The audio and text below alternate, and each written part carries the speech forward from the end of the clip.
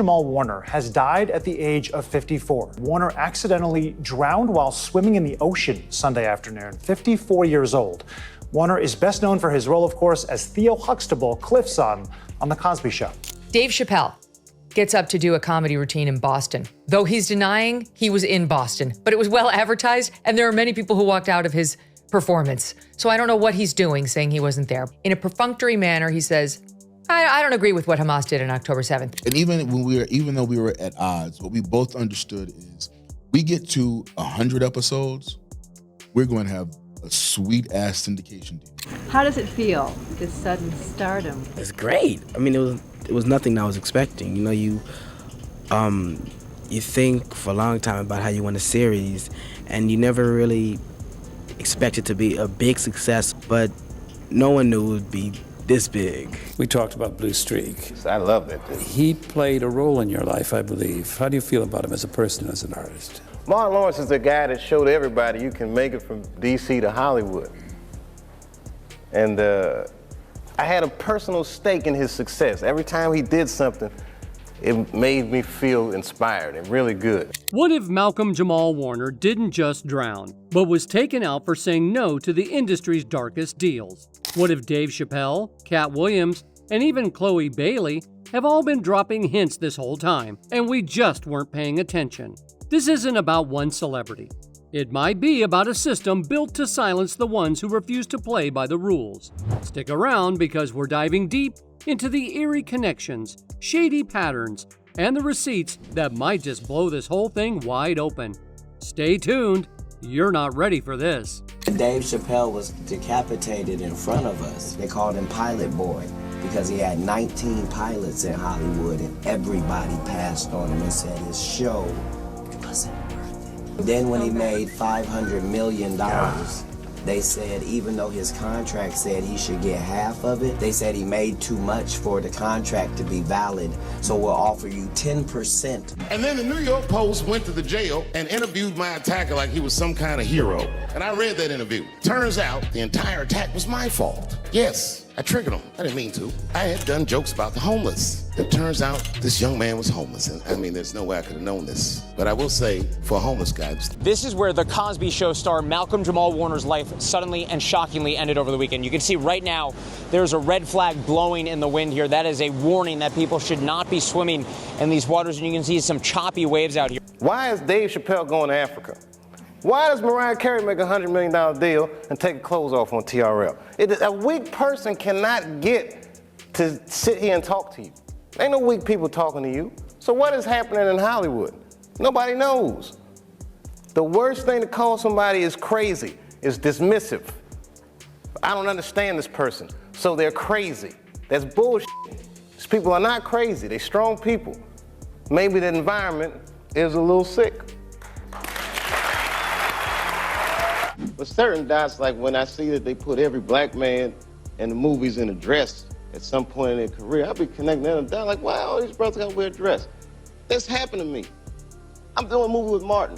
Yeah. The movie's going good. So I walk in the trailer, I'm like, man, this must be the wrong trailer because there's a dress in here. The situation around Malcolm Jamal Warner's passing is getting messier by the minute, and now it's hitting a whole new level. Why? Because Dave Chappelle, who's been laying low for a while, suddenly broke his silence to say Malcolm didn't just drown. He was taken out after saying no to selling his soul. Yep, according to Dave, this wasn't some tragic accident. It was a takedown. And if anyone knows about dodging dark industry deals, it's Dave. Remember when he vanished to Africa without warning? He didn't even tell his family. People clowned him back then, said he lost his mind. But now, that escape move might have saved his life. I mean, I'm a conspiracy theorist to a degree. Like when I connect dots that maybe shouldn't be connected, I don't know. But certain dots, like when I see that they put every black man in the movies in a dress at some point in their career, I'll be connecting them down like, wow, all these brothers gotta wear a dress. This happened to me. I'm doing a movie with Martin. Yeah. The movie's going good. So I walk in the trailer, I'm like, man, this must be the wrong trailer because there's a dress in here. They come in, the writer comes in, I think he's the writer, he's like, Dave, listen, we got this hilarious scene where Martin's sneaking out of jail, So he disguises you as and he put this dress on, and what? Nah, I'm not doing that. I don't feel comfortable with that. That should have been in the discussion. What? You don't feel comfortable with it? I mean, it's a hilarious bit. All the greats have done it. Malcolm, on the other hand, believed that saying no was enough. But as both Dave Chappelle and Katt Williams have shown us, when you reject those shady offers, there's usually a price. Malcolm passed away a week ago while swimming in Costa Rica. Reports say a current pulled him further out into the ocean. Both he and another man were rescued by bystanders, but only one made it back. They did everything: CPR, called the Costa Rican Red Cross, but after 45 minutes, Malcolm was declared lifeless on the scene. Spend all this time trying to avoid potential dangerous situations just so we can prolong this thing called life. And this brother was just out with his family on vacation, doing something we all do when we on vacation, swimming, and something tragic like that happens, man. Yeah. Life is not promised to anybody. Yeah. They said, I guess when it happened, somebody else was taken to the hospital. Was that a family member, or that was just a random person? That person hasn't been confirmed as a family member. They're just being listed as a second individual from the reports that I saw. They were injured during the incident. According to the Costa Rican Red Cross, the second individual was to a local clinic and is in critical condition. Their current condition, as of right now, is unknown. TMZ even released a clip of Malcolm arriving in Costa Rica. He looked genuinely happy, like he was there to unwind and return home with great memories. But some folks online are saying it doesn't add up. They believe those same powerful people he rejected had other plans for him. Suddenly, the accidental drowning story wasn't sitting right with everyone. Rumors about foul play started picking up steam. One fan who dug into the situation said something felt off. Malcolm was 54 when he passed away. And in numerology, 5 + 4 = 9. According to conspiracy circles, 9 represents the number of completion. But get this, The Cosby Show, the series he's most famous for, it also adds up to 54 in gematria.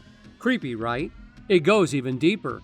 Malcolm passed away on July 20th, which just so happens to be the 201st day of the year. Now hold on, because The Cosby Show ran for 8 seasons and had, wait for it, 201 episodes. That's the same number linked to Event 201, the simulation for a global pandemic that went down in October 2019, just months before COVID became reality. Coincidence? Some people don't think so. They're saying the number 201 is a warning sign, and it keeps showing up for a reason. And even though we were at odds, what we both understood is we get to 100 episodes, we're going to have a sweet ass syndication. We were like, hey, however we feel about one another, we're going to get this money. We're going to get this 100 episodes. Ultimately, they cut us at 88 because they were tired. They were tired of me fighting with the writers about their writing, and then they were tired of Eddie's shenanigans. Which is whatever. I mean, just Eddie is a nut. And I mean that in I imagine the brothers showing up late, the brothers showing all up of that. Whatever. And you're like, I'm on time. Right. It was a miserable experience. And I have my version. Eddie has, his version. I'm sure he's told countless, Have you several reconciled? different. Me and Eddie, we're cool as now. Then there's Ozzy Osbourne. He also passed away recently, right after performing his final show titled Back to the Beginning. That alone raises eyebrows. But it gets weirder. That concert, it had 45,000 attendees. 4 + 5 = 9. And Ozzy's full name in gematria? Yep, 201. Again, like how many times is this number going to show up before people start asking serious questions? The person decoding all of this even urged people to join their Break the Matrix community because they have a whole section just for unpacking bizarre connections like these. So yeah, whatever's going on here, it's not just raising eyebrows, it's blowing minds. Let's circle back to Malcolm for a second, because people are seriously not buying that his demise was just a tragic accident. Right before his trip to Costa Rica, Malcolm was actually trending online. Why? Because he was out here exposing some dark truths about the entertainment industry.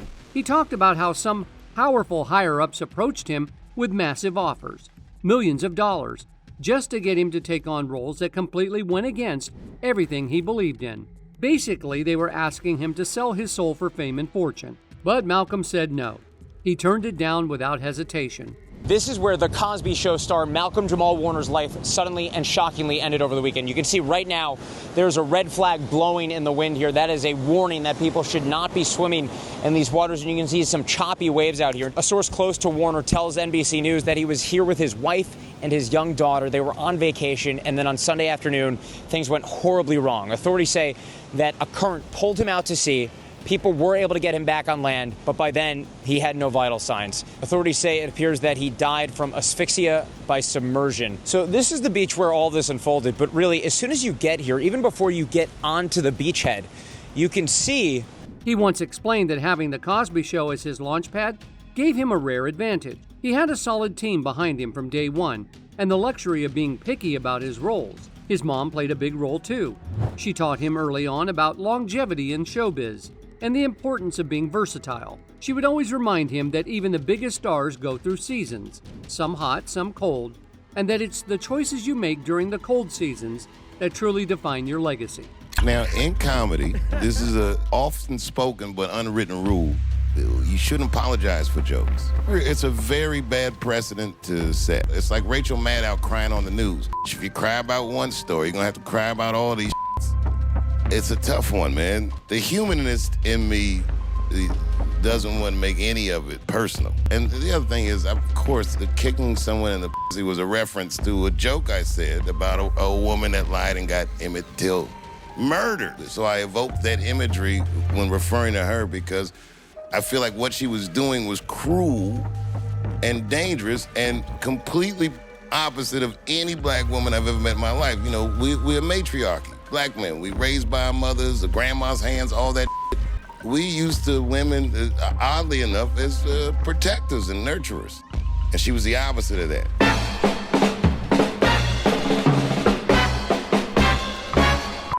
Because of her guidance and his financial stability, Malcolm said he never had to take roles that made him feel ashamed. Sure, he admitted he wasn't perfect in every role, but he stood firm on one thing. There was nothing in his body of work that misrepresented his people or pushed harmful stereotypes.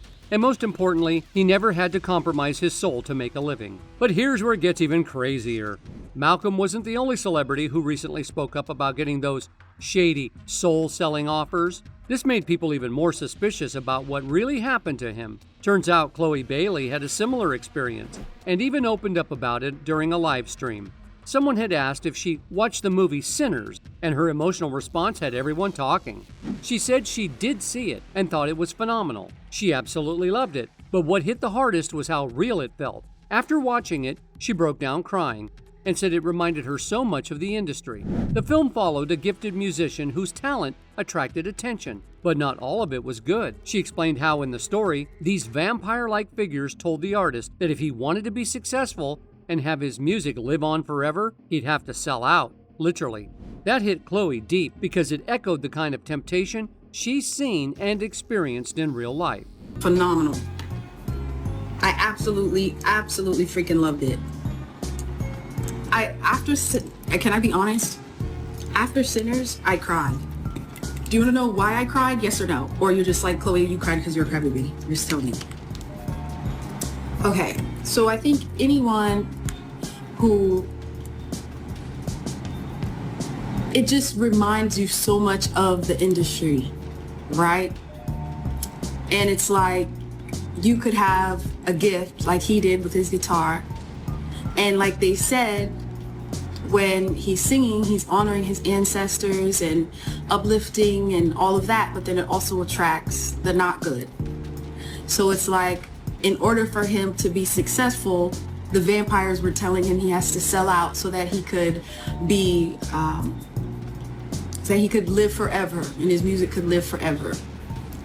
And it's so now, with both Malcolm and Chlöe speaking out about these creepy offers, and one of them ending up gone under suspicious circumstances, it's no wonder people are raising eyebrows and putting the pieces together. Chlöe said the reason she got so emotional over Sinners was because the storyline felt way too real. It mirrored the same things she'd experienced in her own life, every single day. The movie showed how people who refused to cross over were the ones stuck in a constant struggle, fighting for their lives. Meanwhile, the ones who gave in, they were outside celebrating, getting all the rewards faster and easier. That contrast hit her hard. She explained how Sinners struck a chord because it highlighted a harsh reality. How no matter how hardworking, good-hearted, or talented you are, sometimes that's still not enough to get ahead. And that truth hurts. Chloe said she felt like anyone in the industry could relate to that pain. What really stood out to her was the deeper message. That negativity doesn't just sneak into your life, you have to let it in. And if you don't, you stay protected.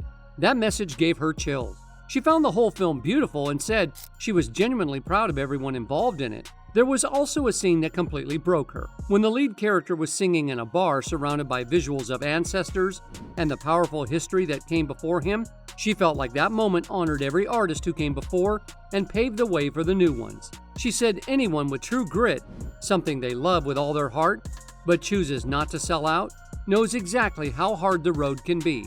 The temptations are everywhere, constantly pulling at you like vampires. And that's why Sinners hit her so deeply. She admitted she cried for a whole hour afterward. Now, when all this controversy started gaining attention, people immediately began drawing parallels to Dave Chappelle. Because let's be real, Malcolm and Chloe's stories were starting to sound like a remake of the Dave Chappelle saga. The only difference? Dave lived long enough to speak his truth, but even he wasn't spared from the backlash. Folks labeled him crazy and tore him apart in the media, making him fight for his dignity in the public eye. And then the New York Post went to the jail and interviewed my attacker like he was some kind of hero. And I read that interview. Turns out the entire attack was my fault. Yes, I triggered him. I didn't mean to. I had done jokes about the homeless. It turns out this young man was homeless. And I mean, there's no way I could have known this. But I will say, for a homeless guy, he had incredible seats. Oh, and they said I triggered him because I had done LBGTQ jokes, and it turns out this fellow was a B. That was the headline in the article. It said, Dave Chappelle's alleged attacker is I said, alleged attacker? This motherfucker definitely attacked me. I'll show you the tape. He's allegedly I'm gonna need to see him suck somebody's before I believe the rest of this article. His whole situation went down in 2006 during a heated sit-down with Oprah Winfrey. He had just turned down a massive $50 million deal with Comedy Central, and he revealed that that offer came with some shady strings attached. Dave said he wasn't comfortable with the hidden agendas behind the deal, and that's why he walked away. Bold move, right? But not everyone saw it that way. While Dave was opening up during the interview, Oprah kept cutting him off, constantly pressing him to admit that he had some sort of mental illness. But Dave wasn't having it. He denied it over and over again. The craziest part? She started pushing that narrative right when he revealed that some Hollywood executives tried to get him to take an antipsychotic med. Talk about suspicious timing.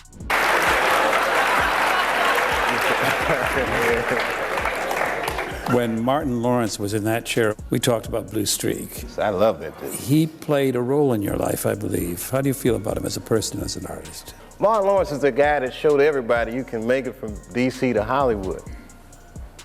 And I had a personal stake in his success. Every time he did something, it made me feel inspired and really good. And he was always real nice to me. He'd sit me down, what's going on with you, baby boy?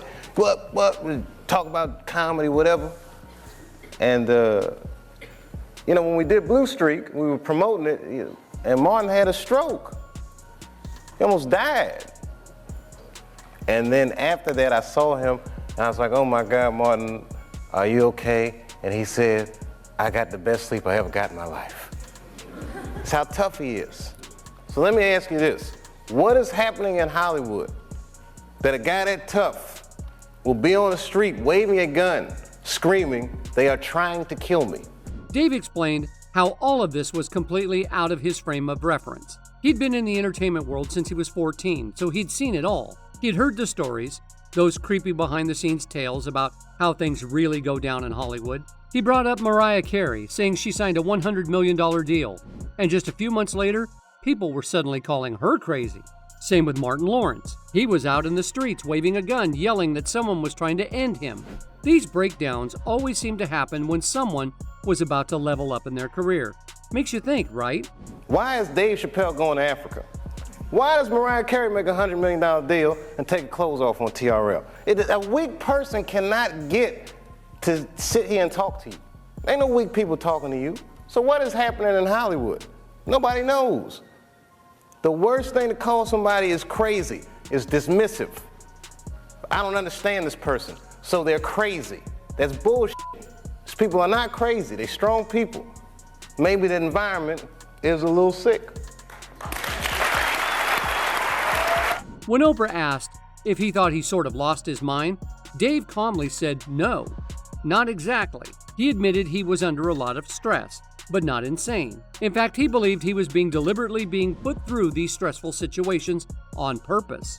He didn't even tell anyone where he was going because people were literally trying to convince him he was crazy. And those same people were also trying to get him to take psych meds. Dave said he wasn't about to take those pills because he knew how Hollywood worked, how they could use that to control or discredit him. He was scared, not because he was losing it, but because he knew exactly what they were doing behind the scenes. I want to wear this dress. You know what I mean? This is, oh gosh, this guy's so difficult. They leave. Now the producers come on, David would be so great. I mean, and then I started thinking about it. All the comics that I've seen, man, you know, strong brothers, why they be putting us in these dresses? But the minute it was clear, I was adamant, I'm not wearing the dress, I'm not wearing the dress. All right, fine, think of something else. That comes back 10 minutes later, the whole new scene. Hot damn, how did you write the scene so fast? For context, this all blew up after Dave made headlines in 2005 for suddenly walking off The Chapelle Show during season 3. He didn't even finish filming. He just packed up and disappeared to South Africa without telling anyone why. That's when the media went wild. They painted him as unstable, filled the tabloids with rumors that he was on narcotics and having manic episodes. Even though Dave kept denying everything, the press wouldn't back off, and the public kept eating it up. No, I'm not doing that. I don't feel comfortable with it. That should have been in a discussion. What? You don't feel comfortable with it? I mean, it's a hilarious bit. All the greats have done it. So, well, if all the greats have done it, it's kind of hacky, right? You're right. So why don't we just not do it? Because I don't feel comfortable wearing a dress. Oh, come on, Dave, listen, we got it all set up. We're supposed to shoot. Every minute you waste costs this much money. You know, the pressure comes in. Huh. He said, I'm not wearing no dress, man. I'm funnier than a dress. Just give me something funny to say. I don't need to wear no dress to be funny. What am I, Milton Berle? You know, we're going like this. And then finally it's like, and he leaves. And then like the director comes, Dave, it really would be great if you wear the dress. What is wrong? What is this, Brokeback Mountain in here? So then, wear the dress. I don't want to wear the dress. I want to wear this dress. He tried to clear his name multiple times, including in an interview with the New York Times, where he flat out said he wasn't crazy. He wasn't smoking crack. He was just overwhelmed. He admitted to being stressed, but not in the way people were making it out to be. And honestly, look back. Everything he said checks out. It wasn't just about trying to get Dave Chappelle to sell his soul. The moment he pushed back and stood firm on his beliefs, they hit him so hard that he literally had to flee the country. He ran all the way to South Africa because he feared for his life. And if you think Dave's story is wild, wait till you hear about Katt Williams. He went through something eerily similar. And a lot of people believe that if Malcolm had survived, he would have been next in line to face that same dark pressure. Dave Chappelle was decapitated in front of us. They called him Pilot Boy because he had 19 pilots in Hollywood and everybody passed on him and said his show wasn't worth it. Then when he made $500 million, they said even though his contract said he should get half of it, they said he made too much for the contract to be valid, so we'll offer you 10% of what you made. You mean he made $500 million and they offered him 50? Yes. And he said, what do you think my fans are gonna say when they find out you offered me 10% of what I made you? And they said, your fans will believe that you're a crazy crackhead by the time you get home. He got on a flight in LA, and by the time he got to Ohio, it was so. What's good? Yes, I got the flower in my hair. Today's my daughter's birthday. She put the flower there, so I'm rocking it. What? It's a beautiful day here in Atlanta. I just wanted to shout out and just spread some love and some good cheer. And you know, life is out here lifing, right? For me and for everybody else. But just wanted to remind you, as I remind myself, that no matter what's going on, there's always a reason to smile. Like if you just take a minute to stop and take stock, I guarantee you can find at least one reason to smile. And if for some reason you can't find a reason to smile, then That's probably the best time to be the reason for somebody else to smile. So, find a smile for yourself and be a reason for someone else to smile. That's all I got. Listen to love because it's been a minute. Peace and love. Jaguar Wright once shared some chilling details about Katt. She claimed that armed men broke into his house in the middle of the night trying to take him out. To this day, nobody really knows how Katt made it out alive. But Jaguar said he was so shaken up that he started sleeping in Kevlar, like actually wearing a bulletproof vest to bed. She recalled how, even when she climbed into bed with him, he'd still be geared up in full-on protection. That's how deep the fear went. And now with everything surrounding Malcolm's demise, people are starting to connect the dots. If what's being said is true, then stars like Chlöe Bailey and every other celebrity who's been offered these shady soul-selling deals better be careful, because clearly who's ever behind this stuff isn't playing around. It says corrientes de resaca todo el año. Basically warning people there is a current here throughout the year. You can see there are warnings for surfers, there's warnings about wave conditions, and then take a look at this. This massive sign says you can survive a rip current. Clearly, they're warning people about the conditions that can develop, and unfortunately, the conditions appear to have pulled out Malcolm Jamal Warner over the weekend. The source close to Warner says all signs point to this being a tragic accident, and now Warner's wife, according to that source, is trying to get his body back to the United States. As always, the internet had a lot to say. One person pointed out how uncomfortable Oprah looked during Dave's interview, claiming she nervously scratched her neck while he talked, like she knew exactly what he was saying and didn't want it out there. Another commenter said that when they heard about Malcolm's passing, something just felt off. They said that when there are different narratives floating around, it usually means something shady went down. Others questioned the drowning story, wondering why Malcolm would go out into the water alone and leave his daughter behind on the shore. Where was his wife? And who was the other guy that was with him? So is Hollywood really just a machine built on secrets, silence, and soul-selling contracts? Are people like Dave Chappelle and Katt Williams trying to warn us? Or are they just scratching the surface of something way deeper? And what about Malcolm? Was his demise a tragic accident or a silencing move masked as one? We've seen the patterns. We've heard the confessions. But are we finally ready to believe them? Drop your thoughts in the comments. And don't forget to hit that follow, because more messy truths and untold stories are about to come to light real soon.